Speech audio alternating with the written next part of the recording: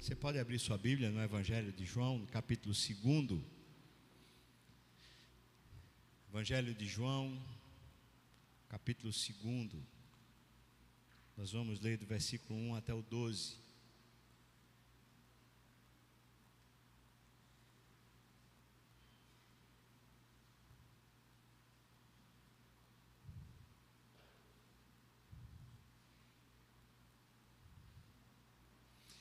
Versículo 1 até o 12. Evangelho de João, capítulo 2, versículo 1 até o 12. 3 dias depois, houve um casamento em Caná da Galileia, achando-se ali a mãe de Jesus. Jesus também foi convidado com os seus discípulos para o casamento. Tendo acabado o vinho, a mãe de Jesus lhe disse: eles não têm mais vinho. Mas Jesus lhe disse: mulher, que tenho eu contigo? Ainda não é chegada a minha hora.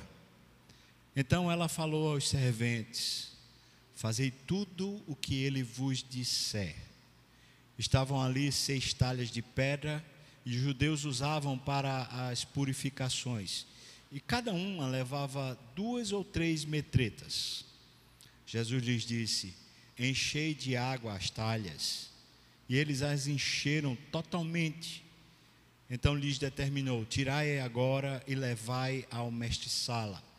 Eles o fizeram. Tendo o mestre-sala provado a água transformada em vinho, não sabendo de onde viera, se bem que o sabiam os serventes que haviam tirado a água, chamou o noivo e lhe disse: todos costumam pôr primeiro o bom vinho, e quando já beberam fartamente, servem o inferior. Tu, porém, guardaste o bom vinho até agora. Com este, deu Jesus princípio aos seus sinais em Caná da Galileia. Manifestou a sua glória, e os seus discípulos creram nele. Depois disso, desceu para Cafarnaum com a sua mãe, seus irmãos e seus discípulos, e ficaram ali não muitos dias. Vamos orar, irmãos. Ó Pai, a Tua palavra é tão prodigiosa, tão grande, tão especial, e estamos lendo um relato do começo do ministério do Teu Filho aqui na terra. Certamente esse momento foi muito especial para o Senhor aí no céu, e para nós também, Senhor. Queremos que o Senhor passe a memória do Teu coração para o nosso coração. Que o Senhor mostre para nós a singeleza desse momento, gerando em nós também um coração singelo, grato. E isso eu te peço, Senhor, para que Teu nome seja glorificado. No nome de Jesus, amém, Senhor, amém. Ok, irmãos, é o primeiro milagre que Jesus faz, com toda certeza, e o Evangelho de João narra esse milagre. Eu vou lendo cada versículo e vou tentando trazer à luz algumas mensagens que esses versículos trazem, e depois a gente faz um arremate. Por isso eu queria que você permanecesse com a sua Bíblia aberta e fosse seguindo a instrução que o texto vai dizendo para nós. 3 dias depois, então, Jesus vai para Caná da Galileia. O texto faz questão de dizer para nós que o evento acontece lá na Galileia e acontece nessa cidadezinha chamada Caná. Alguns estudiosos falam sobre essa região e dizem que certamente essa Caná era a mais próxima que tinha de Jerusalém, uma vez que também existiam outras cidades com o nome de Caná, uma perto de Jerusalém e outra numa região mais no deserto. E, portanto, essa cidade está bem explicitada. E o texto diz aqui no versículo 1 que a mãe de Jesus fora convidada. O que alguns estudiosos falam é que provavelmente esse casamento é de alguém da família de Maria. Não é citado o nome de José, portanto, aqui todo mundo então imagina que José já deve ter morrido. E Maria então foi convidada por ser provavelmente da família. uma vez que a mulher, especialmente a viúva, não tinha tanta vez na sociedade, então provavelmente tratava-se de um familiar. Mas o versículo 2 explica para a gente a condição que Jesus se encontrava nesse momento da história. Jesus também foi convidado, e esse também diz que, de alguma maneira, Jesus tinha crescido, já não estava mais debaixo das asas de Maria. Aqui Jesus tem seus 30 anos de idade, ele não está mais sendo convidado para os locais, porque a sua mãe ou o seu pai, vamos dizer assim, fora convidado. A vida de Jesus agora precisa de uma autenticidade, precisa ser por causa dele e não por causa dos seus pais. Por isso Jesus também foi convidado. E o texto explica que os seus discípulos também foram convidados. O que alguns estudiosos falam então é que provavelmente essa família, mesmo não sendo rica, por causa da região que ela mora, também não era uma família pobre, senão não teria condição de convidar até amigos dos reais convidados, como é o caso aqui. Os discípulos também foram convidados para o casamento. Então você está montando um cenário, Maria vai, mas Jesus vai porque também foi convidado e não por causa de Maria.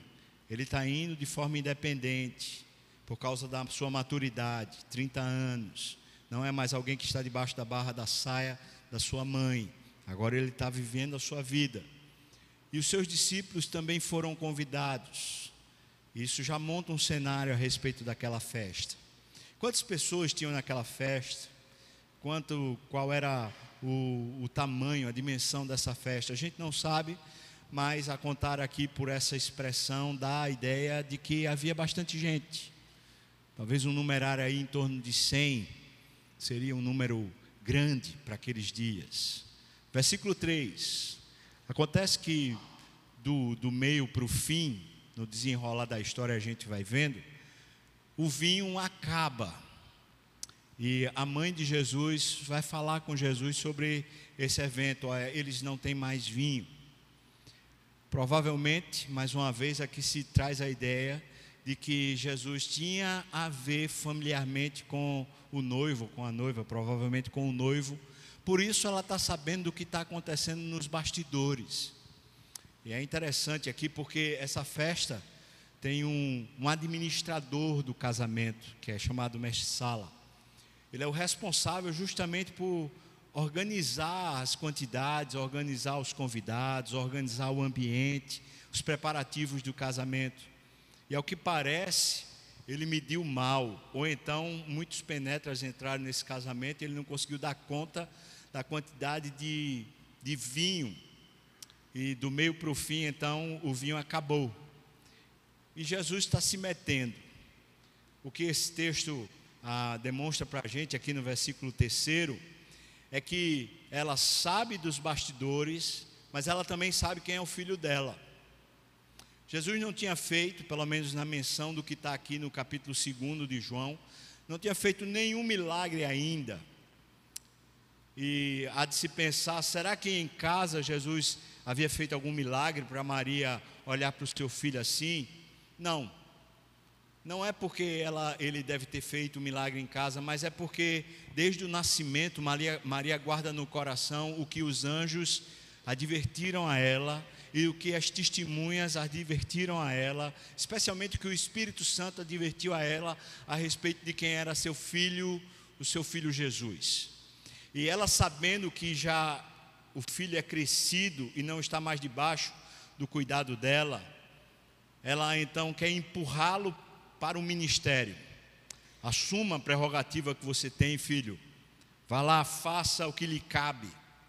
É mais ou menos isso. Não é porque ela sabia que ele tinha feito algum milagre, mas porque ela sabia quem era seu filho, que era o Filho de Deus, e que o Filho de Deus tinha essa prerrogativa.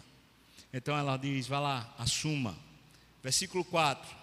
Mas então Jesus diz para ela, o que é que eu tenho contigo? E essa expressão no grego, ela é um pouco complicada, porque é como se ele dissesse assim, eu sou eu e você é você. É literalmente isso no grego. que a gente não tem como traduzir direito, mas é traduzido assim: mulher, que tenho eu contigo.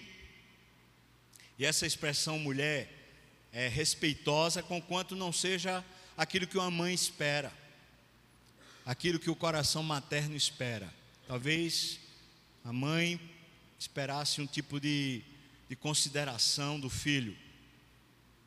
Mas Jesus aqui, uma vez que está sendo empurrado para o seu ministério, ele trata ela não na prerrogativa de filho, mas na prerrogativa de Jesus o Senhor. E então ele pergunta para ela com respeito, mas não como se ela fosse a sua mãe, dizendo: por que é que você está me empurrando para o meu ministério? Você não tem responsabilidade com o meu ministério. Eu vou assumir quando meu pai me mandar, não quando você comandar. Jesus está colocando os pingos nos is. João Calvino, quando comenta a respeito disso, ele fala que aqui há um ponto final na questão do ministério de Maria. Ele fala que não dá para a gente imaginar que Jesus faça alguma coisa por causa da intervenção de Maria, nem durante o seu ministério, muito menos nos dias de hoje. Aquela expressão comum que se usa hoje, dizendo: peça à mãe que o filho dá. Esse texto consegue desconstruir, porque a mãe não consegue mandar no filho, pelo menos não nesse filho Jesus, porque o ministério desse filho não está nas mãos da mãe, mas está nas mãos do Deus Pai Todo-Poderoso. Por isso desconfigura a ideia desse ministério de Maria como se ela tivesse alguma prerrogativa sobre Jesus Cristo. E esse é um texto que consegue trazer isso muita luz, muita clareza. E ele afirma para aquela mulher: ainda não é chegada a minha hora. Em outras palavras, Deus não me falou nada. Eu não posso fazer nada enquanto Deus não falar para mim. A esse momento, então, o versículo seguinte diz para nós, versículo 5: então ela falou aos serventes: olha, façam o que ele disser para vocês. Ela abre mão de ter qualquer prerrogativa, ela entendeu o recado do filho, e ela deixou agora aos auspícios do próprio entendimento de Jesus. Se Jesus não diz nada, não façam nada. Se Jesus disser, o que ele disser, façam. Está na mão dele e não na minha. Ela entende isso e sem ofensa nenhum nível de ofensa. Ela simplesmente está dizendo: é dele a responsabilidade e não minha. Ok, quando Jesus ouve isso, então o versículo 6 diz: estavam ali 6 talhas de pedra. E presta atenção como o texto vai desenrolando. E os judeus usavam essas pedras para as purificações. Essas purificações tinham sido descritas por Moisés, e não se tratava de uma quantidade de água grande, antes pouca. Era uma purificação para oferecer a Deus as suas ofertas. Era o tempo que você se preparava para ir para o culto. E no entanto, essa casa em especial, ela tinha uma quantidade gigante de água, o que denota que muitas vezes aquilo que Deus dá para o nosso bem e aquilo que Ele nos ensina para o nosso bem, ou seja, aquele processo de purificação era para ser muito simples, era para ser uma coisa pequena. Muitas vezes nós pegamos o que Deus ensina e a bênção de Deus e nós exageramos e extrapolamos ela para muito além do que convém. A quantidade de água que existe aqui é imensa, especialmente se tratando de purificação. O texto segue e então Jesus diz para eles, versículo 7, por favor encham essas talhas de água. E eles encheram totalmente. É bom a gente pensar aqui que não foi um único vaso, um único cântaro, mas 6 talhas. Se a gente levar em consideração que isso aqui era como se fosse uma espécie de caixa d'água da casa, que seria equivalente hoje a isso, você pensa que eles não encheram apenas um jarro ou não encheram apenas algumas garrafas, mas eles encheram a caixa d'água da casa toda, para ver o que Jesus faria. E então, versículo 8. Então Jesus disse: olha, tire agora uma prova disso e leva para o mestre-sala. E assim eles o fizeram. E o mestre-sala então, quando prova sem saber o que foi que aconteceu, ele simplesmente dá uma censura ao dono da festa. Ele fala: como é que você escondeu o melhor vinho? Porque a gente costuma fazer o contrário, a gente serve logo o que é melhor e no final o que já não é melhor. Mas por que você inverteu o processo? O mestre-sala não só aprova, como ele chega e fala: olha, esse é qualidade superior, isso aqui é uma qualidade superior.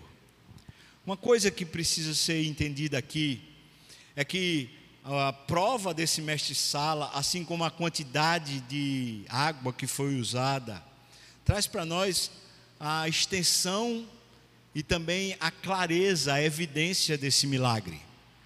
Ou seja, esse milagre foi aprovado por alguém que era especialista, conhecia do métier, e por isso ele tem capacidade até de censurar o noivo, o dono da festa.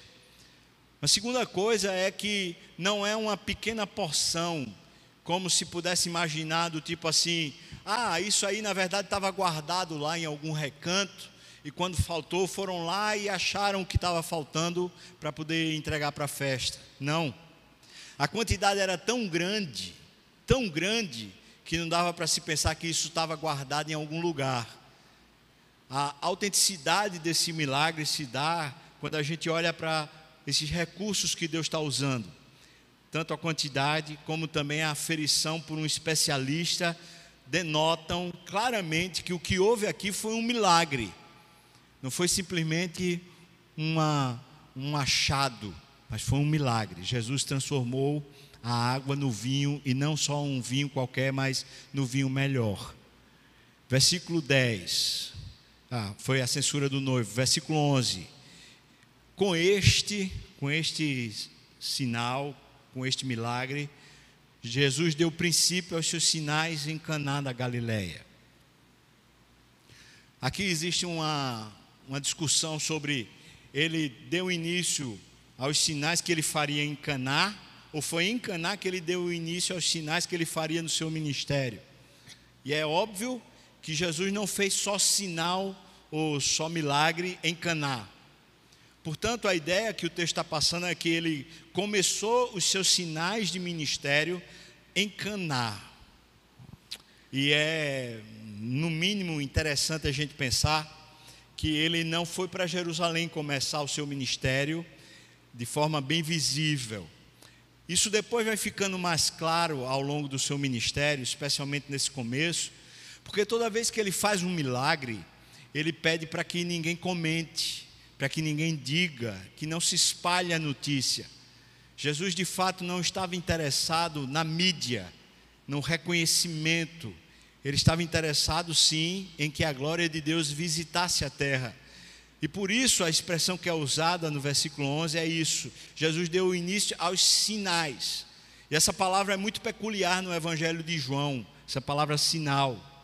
É que um milagre, na perspectiva de João, ele não tem um fim em si mesmo, assim como uma placa de trânsito não tem um fim em si mesma. A placa serve para sinalizar o que vai acontecer daqui a pouco com o motorista ou com o pedestre. A placa não tem uma finalidade nela mesma. A finalidade é para o que vem depois, é o que ela está apontando. O sinal que Jesus faz e o milagre que Jesus faz não é para o evento em si, não é para o casamento em si, mas para apontar para uma coisa maior do que a questão em si. É claro, se a gente pensar nesse casamento, o noivo deve ter ficado extremamente contente. A noiva também. Talvez o mestre-sala, quando soube que aconteceu um milagre, deve ter ficado espantado. Mas existe um grupo em especial que é mencionado por João aqui. O texto diz que os discípulos creram em Jesus. Sabe o que é bem legal, essa expressão de creram aqui? É que eles começaram a apreciar quem era esse homem. Eles tinham o testemunho de João Batista a respeito de quem era Jesus. Eles já tinham visto esse testemunho de forma clara e evidente por causa da pomba do céu, por causa da voz de Deus dizendo: este é meu filho amado em quem me comprazo, a ele ouvi. Esses testemunhos já tinham enchido o coração dos discípulos ao ponto deles estarem seguindo Jesus. No entanto, quando eles viram o milagre, eles creram. E eles ainda vão crer mais. E depois eles vão crer mais. E quando você chega lá em João, capítulo 16, que finalmente um dos discípulos fala: agora que falas claramente, nós cremos em ti. Então Jesus diz: credes agora. E é óbvio que eles ainda não tinham crido tanto assim ao ponto de realmente estarem salvos. Eles só passaram a crer depois que o Espírito Santo desceu neles, e então eles foram tomados pela virtude do Espírito, e aí eles passaram a crer de fato. Mas o que esse texto revela é que porções de milagre que Deus faz na vida das pessoas são momentos de Deus sinalizar para que a pessoa tenha fé, de mostrar para a pessoa que Deus quer intervir na sua casa, que Deus quer fazer o benefício de fato na sua casa. E à medida que as pessoas vão crendo, é exatamente isso que vai acontecendo, abre-se um processo. A fé, ela não é um ponto que já chega, a fé é um ponto de início. Ela começa e ela vai se aperfeiçoando. Aquele que creu vai crendo, e crendo cada dia mais. E à medida que crê mais, o seu coração e a sua vida é aperfeiçoado na justiça por meio da fé. Em outras palavras, a fé é um curso. A fé não é estática, não é um ponto, e também não é passiva. A fé é um instrumento de Deus para fazer a gente crescer na percepção de quanto Deus é real e de quanto Deus intervém, o quanto Ele quer fazer o bem entre nós. O texto diz para nós que Ele começou a fazer os seus sinais, e então Ele, com o sinal, Ele manifestou a sua glória. E foi por causa disso que os discípulos creram, porque a glória de Deus se manifestou naquele milagre. O versículo 12 então diz para nós que, não obstante esse evento ter sido tão abençoado, tão enriquecedor, quantas coisas boas decorreram daquele evento. Eu imagino que todo mundo ficou falando da festa, todo mundo deve ter ficado muito feliz com a festa. Jesus parece não dar importância a essa questão só da festa em si. O versículo diz para nós, versículo 12: Ele desceu para Cafarnaum. É como se nada tivesse acontecido. O importante para Jesus não é o milagre. O importante para Jesus não é a festa. O importante para Jesus é a oportunidade que acontece na festa e no milagre das pessoas olharem para Deus. Isso é o que alegra o coração dele. João Calvino, falando a respeito disso, diz que naquela altura da experiência da igreja cristã, havia uma discussão na igreja católica sobre a validade dos padres, dos párocos, participarem dos casamentos naquele momento da história. Uma vez que é como se eles estivessem aceitando um tipo de licenciosidade. E então me parece que não era muito óbvio naqueles dias de Calvino que o casamento fosse feito na igreja, como nos dias de hoje. Mas esse texto ressalta uma experiência impressionante. É que Jesus não é o oficiante do casamento. Jesus é um convidado. E que Jesus sabe muito bem o que importa na festa de casamento, ao ponto de poder se envolver de forma divina, de forma precisa, no casamento para o bem dos noivos e para o bem dos convivas. O importante, portanto, é que Deus está autenticando sim a festa e o casamento. Deus está presente e está dizendo: eu gosto disso, e eu quero fazer o bem e o benefício para os noivos dentro do casamento. Eu quero participar e eu quero trazer aquilo que há de bom do céu para o meio do casamento, para o meio da vida conjugal. Ele quer participar. O texto é esse, irmãos. É simples assim, uma história bem simples que eu e você conhecemos. Como a gente pode aplicar a verdade desse texto para a nossa vida? Acho que existem algumas coisas que a gente poderia começar a pensar. A primeira delas é o quanto nós de fato estamos interessados em que Jesus faça parte do nosso casamento, da nossa festa, da nossa experiência pública, da nossa experiência comunitária. Hoje em dia me parece que a gente tem uma propensão a ter um tipo de fé que diz assim: é eu comigo mesmo, tenho mais nada a dever satisfação a seu ninguém. E quantas pessoas estão hoje sem igreja e sem querer participar de religião, porque diz assim: a minha fé é minha, a minha experiência com Deus é minha, e eu vivo a minha experiência com Deus do jeito que eu quiser.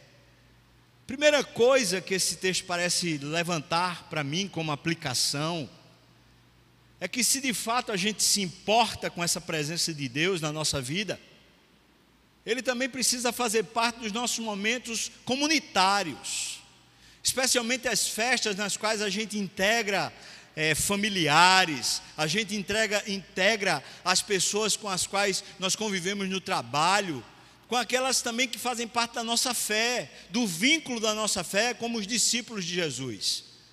E a gente precisa entender isso, que a nossa fé, conquanto seja pessoal, conquanto nós vamos ser medidos na medida da nossa fé pessoal, a nossa fé precisa e tem um quê comunitário. Nós explicamos, evidenciamos e testemunhamos a nossa fé, muitas vezes em momentos comunitários. E é impressionante que Jesus, sendo Deus, Ele nunca abriu mão de participar de cultos comunitários. Ele ia para a sinagoga. Quando chegava o tempo das festas religiosas, Ele ia para Jerusalém, e Ele participava dos cultos que aconteciam no templo. E eu fico assim muitas vezes admirado, pensando que tipo de tolerância e tipo de paciência o nosso Jesus tinha.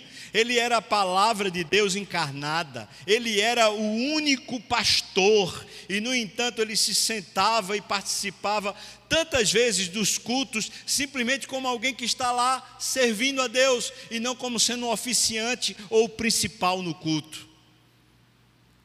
Muitas vezes Ele não era o pregador, muitas vezes sequer Ele era percebido em algum nível, mas Ele ia, porque existe um quê comunitário na vida com Deus.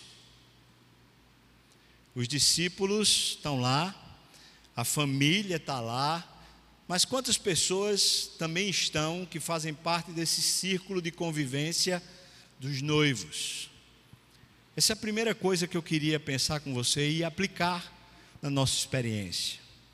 Alguns casamentos, alguns aniversários, algumas festas de formatura, nós não vivemos ela de forma litúrgica, de forma a chamar Deus para participar, porque muitas vezes nós estamos vivendo a nossa vida social para a sociedade e não vivendo a nossa vida social para Deus.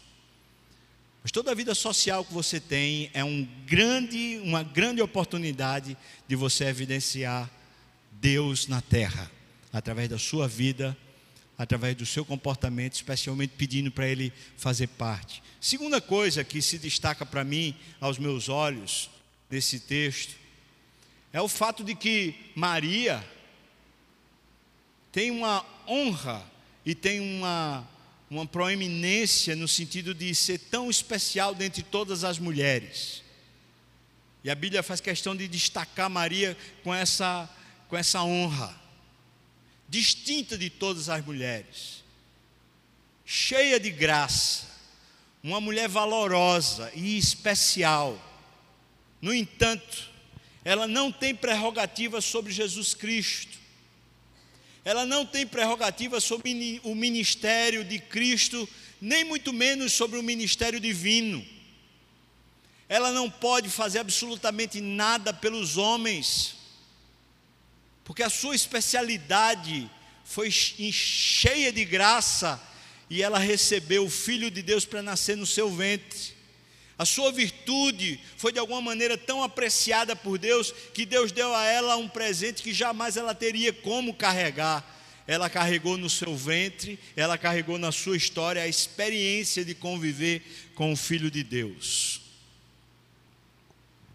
Portanto, irmãos, em qualquer nível que seja, a nossa expectativa e a nossa fé não pode estar debruçada, seja em Maria, ou seja em qualquer um dos santos que existam, que foram homens e mulheres tão cheios de Deus e tão abençoadores. No entanto, a nossa fé só pode estar em Jesus. Terceira coisa, e uma aplicação evidente desse texto, é que vez por outra, na nossa mordomia, vez por outra, na medida que nós tentamos fazer as coisas darem certo, quando nós planejamos, quando nos preparamos para alguma coisa, vez por outra os recursos se acabam, vez por outra não tem mais aquilo que precisava ter. Isso é uma experiência muitas vezes dentro do casamento. Acontece muitas vezes. Por exemplo, quando nós estamos aqui para fazer um casamento de membros da igreja, qualquer um dos pastores da igreja, nós fazemos um curso, uma caminhada com eles no gabinete. É um tempo de aconselhamento. Eu elenco algumas das coisas que são basilares na Bíblia para que a vida conjugal seja forte. E é impressionante como a gente vai acompanhando os noivos ali, mais ou menos durante 6 meses, e a gente vai vendo a integração ou a desintegração que vai acontecendo entre eles. O entre olhares, a maneira como um trata o outro. E já aconteceu, isso é um parênteses, já aconteceu de, por exemplo, eu perceber uma distância tão grave entre os dois, que eu disse assim, eu queria conversar em particular com um e com o outro. E questionei com um e com o outro, eu disse, vocês se amam? Não estou conseguindo ver. Falei com o rapaz, eu disse, você é um bruto, meu filho. Você trata a sua noiva de uma maneira bruta. Esse negócio não vai dar certo, do jeito que você trata ela, não vai dar certo.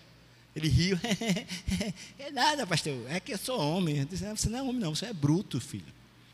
Você trata muito mal ela. Eu perguntei para ela, minha filha, você é amada? Do jeito que ele lhe trata, não parece que ele lhe ama, não. Não, que é isso, pastor, que é isso? A gente se ama, a gente se ama. Depois eu uni os dois e falei assim, olha, vocês vão casar, se vocês quiserem vão casar, mas esse casamento não vai dar certo, não.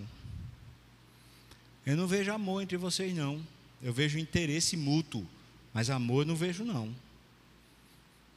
E parece que foi uma boca de praga, irmãos.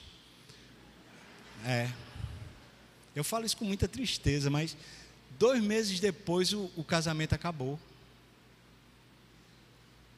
E a moça veio ao meu gabinete chorando e falando para mim assim, o senhor tinha razão, mas eu não conseguia ver, mas o senhor tinha razão.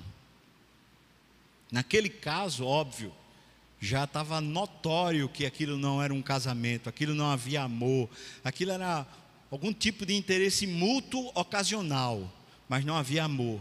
Mas no normal a gente vai vendo os noivos crescendo no seu amor, crescendo na sua unidade, na sua interação.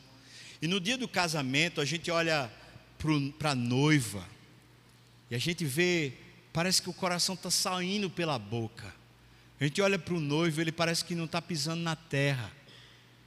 Eles estão tão felizes, tão cheios de esperança. Eu tenho certeza que o que a gente prega no momento do culto lá, raramente aqueles noivos conseguem ouvir, porque eles estão em outro lugar. Eles têm a experiência, têm a lua de mel e tantas vezes tão abençoado. Mas dali a 7 anos, 10 anos, começa aquilo que é esperado. Começa a faltar. Falta entendimento, falta amor, falta reconhecimento, falta atenção, falta cuidado, falta respeito. Começa a faltar. Mas era uma coisa que eles tinham planejado lá atrás. Eles ouviram isso lá atrás, eles ouviram isso na igreja, eles se planejaram, eles planejaram o apartamento, eles planejaram o carro, eles planejaram a lua de mel, eles planejaram a atenção um ao outro, eles planejaram tanta coisa, mas depois, em algum tempo, falta.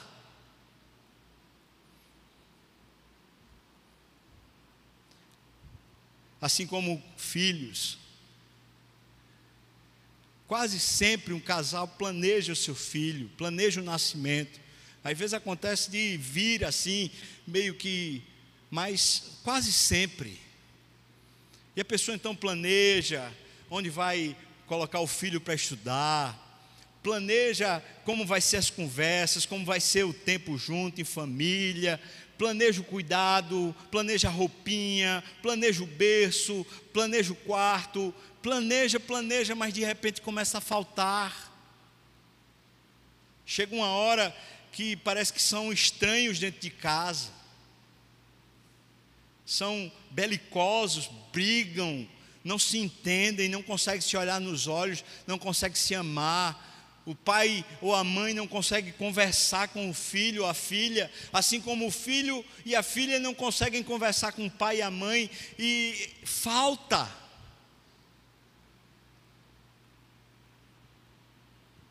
O que esse texto deixa claro para nós é que Jesus quer que a festa continue. Ele não quer que a festa acabe por falta. Mas Ele ensina para nós que a maneira dele intervir é como Maria disse para os mordomos, para os servos da festa. Maria disse assim para eles: olha, vocês obedeçam Jesus em tudo que Ele disser.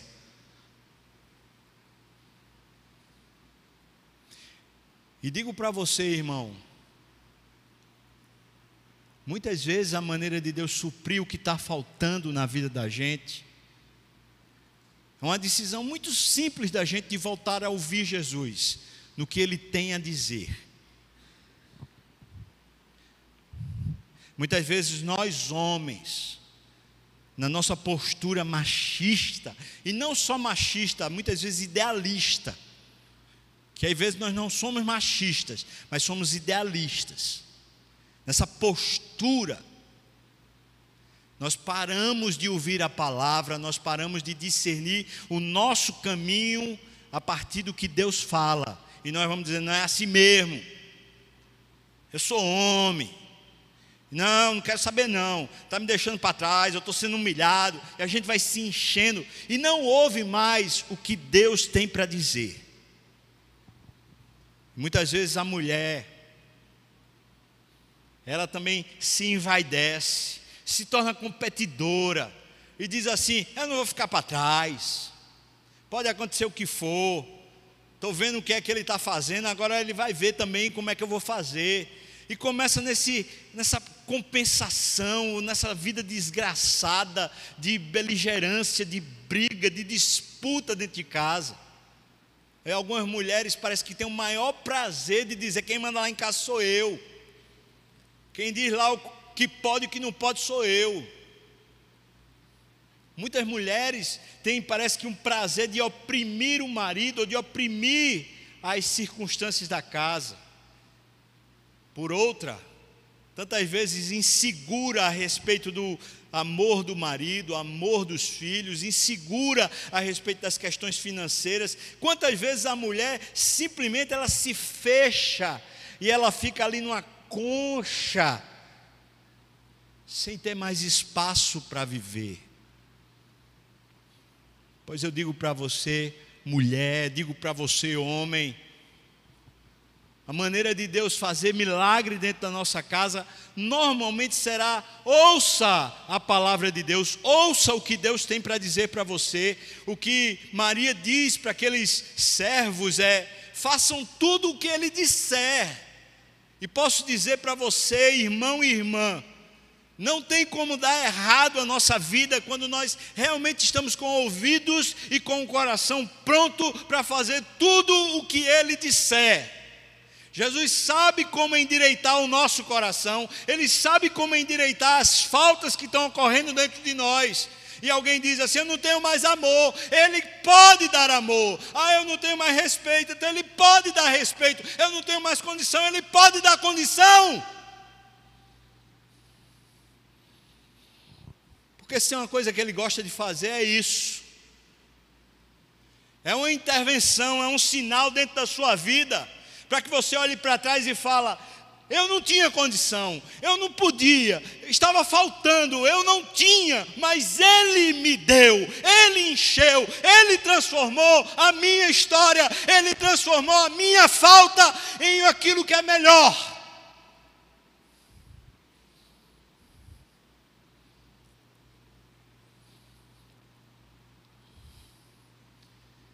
E para o final, a última aplicação que eu faço é que quando Jesus conclui isso, Ele vai para Cafarnaum. Ele vai com Maria, seus irmãos, seus discípulos, vai todo mundo. Jesus não está brigado com ninguém, não está com problema com seu ninguém. Mas Ele quis deixar só uma marca, um sinal. A vida que segue, a vida que continua, é uma vida para a gente poder lembrar e falar assim: quem fez a diferença foi Ele, não fui eu. Quem transformou foi Ele, não fui eu. E Ele é tão lindo que Ele não vai ficar lembrando para você, passando na sua cara. Mas se tem uma maneira da gente crescer na fé, é justamente aprendendo a observar o que faltou e como Ele interveio. O que faltou e como Ele superabundou na nossa falta.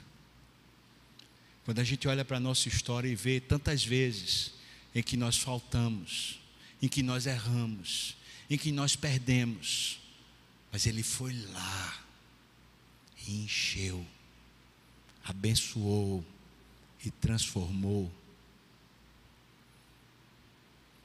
A gente pode seguir a vida.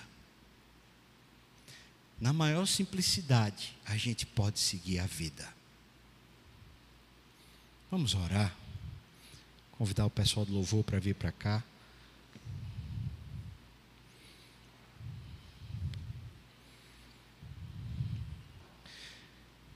Talvez você esteja precisando de Jesus na sua casa.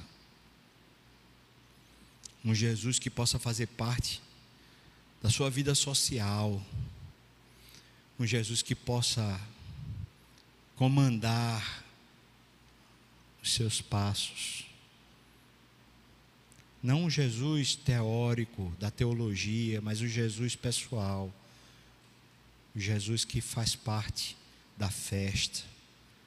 Jesus que faz parte das coisas que estão faltando na nossa vida. O Jesus que enche, que transforma. Talvez você está aqui nessa manhã dizendo: eu preciso disso.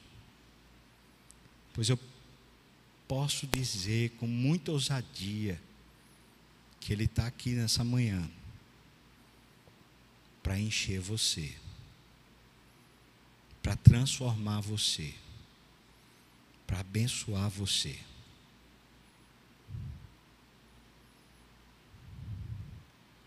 Senhor,